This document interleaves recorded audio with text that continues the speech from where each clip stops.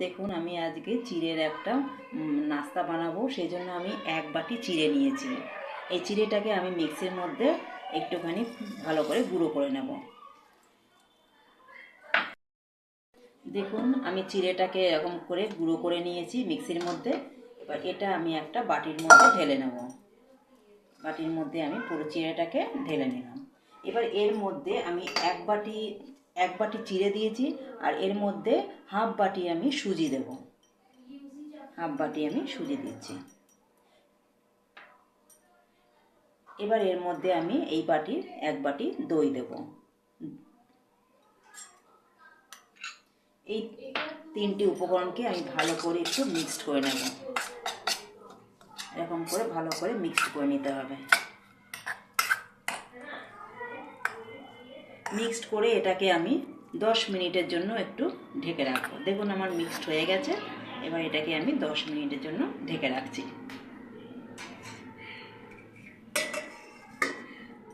10 minute দেখুন আমার হয়ে গেছে। দেখুন 3টে উপকরণ বেশ ভালোভাবে মিশে গেছে। এবার এর মধ্যে আমি 2টো আলু এরকম করে গ্রেট করে রেখেছি। এই আলুটা আমি সিদ্ধ আলু, এটাকে আমি এর মধ্যে দিয়ে দেব।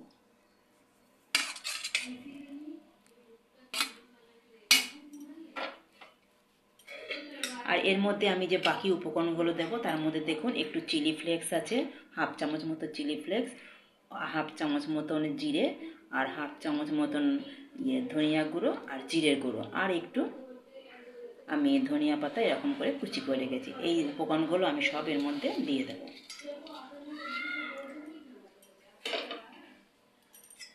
এবার এটাকে আমি ভালো করে মেখে নেব।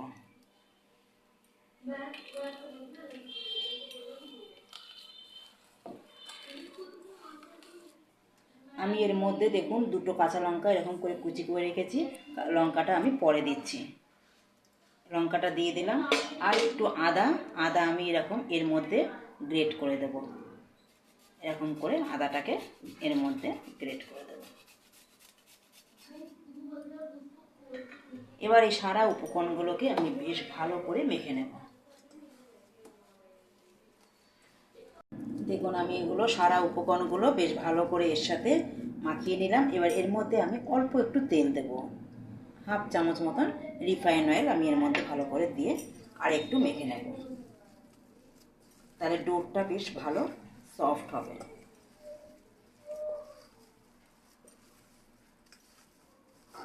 দেখুন এরকম মাখা হবে।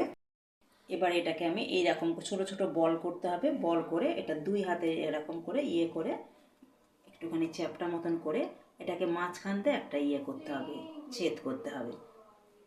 আর যদি না হয় তো আপনারা কোনো চামচের সাহায্যে বা কোনো গোল জিনিসের সাহায্যে এরকমটাকে ছেদ করে নেবেন।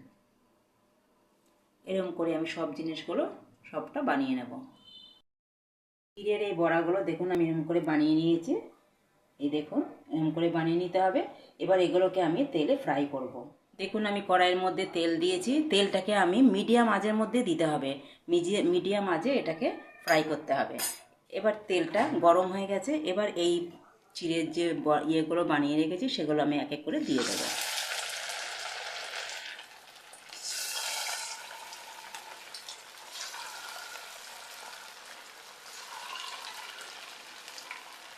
আস্তে আস্তে এগুলো ভাজতে হবে, হাই ফ্লেম দিলে হবে না, অল্প আঁচে এটাকে করতে হবে। ধীরে ধীরে এটা হয়ে যাবে। এক পিঠ হয়ে গেলে আমি এটাকে আবার উল্টে দেবো। দেখুন এই যে একটু ভাজা ভাজা হয়ে গেছে। এবার এটাকে আমি উল্টিয়ে দেব।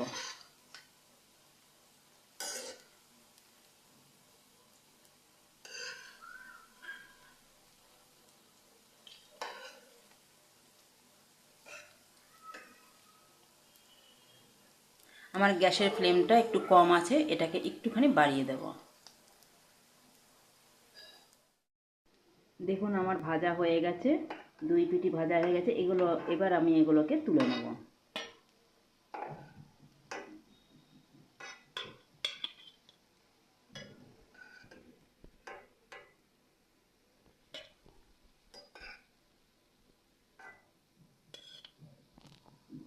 আমি একটা গ্রিন চাটনি বানাবো, তার জন্য দেখুন আমি এই উপকরণগুলো নিয়েছি। এর মধ্যে আমি ছোলা নিয়েছি, কিছুটা ছোলা অল্প। এই ছোলাগুলো আমি এর মধ্যে দেব। আর কিছুটা বাদাম নিয়েছি, এই বাদামগুলো এর মধ্যে দিয়ে দেবো। আর 4-5টা নারকেলের টুকরো নিয়েছি, আর 3টে কাঁচা লঙ্কা নিয়েছি। কাঁচা লঙ্কাগুলোকে আমি এরকম করে ফাটিয়ে দেব। আপনারা যেরকম ঝাল খাবেন সেরকমই দেবেন, যদি বেশি ঝাল খান তো লঙ্কা সেরকম দেবেন, আর না তো কম দেবেন। আর এর মধ্যে আমি কিছুটা ধনিয়া পাতা নিয়েছি, ধনিয়া পাতাগুলো এর মধ্যে দিয়ে দেবো।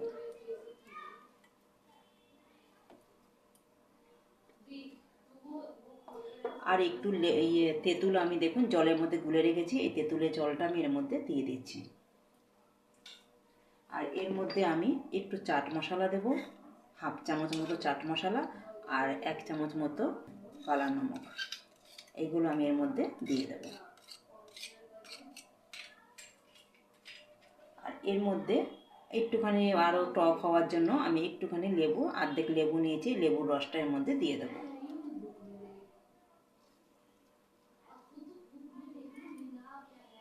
এই সারা উপকরণগুলোকে আমি ভালো করে একটা পেস্ট বানিয়ে নেব। আর এর মধ্যে আমি অল্প একটু জল দিচ্ছি। এবার এটাকে আমি একটা ভালো পেস্ট তৈরি করে নেব।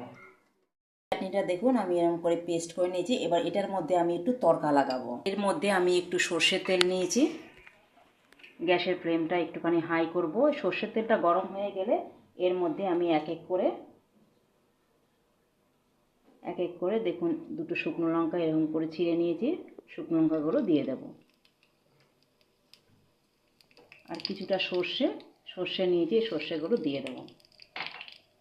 এর মধ্যে আমি 3-4টে কারি পাতা দিয়ে দিচ্ছি, আর একটুখানি হিং দিয়ে দিচ্ছি। এবার এগুলো একটু গরম হলেই আমি তরকাটা চাটনির মধ্যে দিয়ে দেব।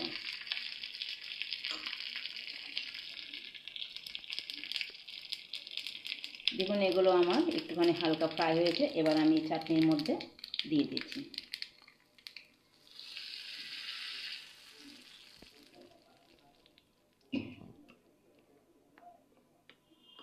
আমার চাটনিটা রেডি হয়ে গেছে, এটাকে এবার আমি ঢেকে রাখবো। আমার চিড়ের এই বড়া দেখুন তৈরি হয়ে গেছে। এর সাথে আমি এই গ্রিন চাটনি দিয়েছি, লাল চাটনি দিয়েছি। আমার এটা যদি আপনাদের ভালো লাগে তাহলে লাইক, শেয়ার, সাবস্ক্রাইব অবশ্যই করবেন।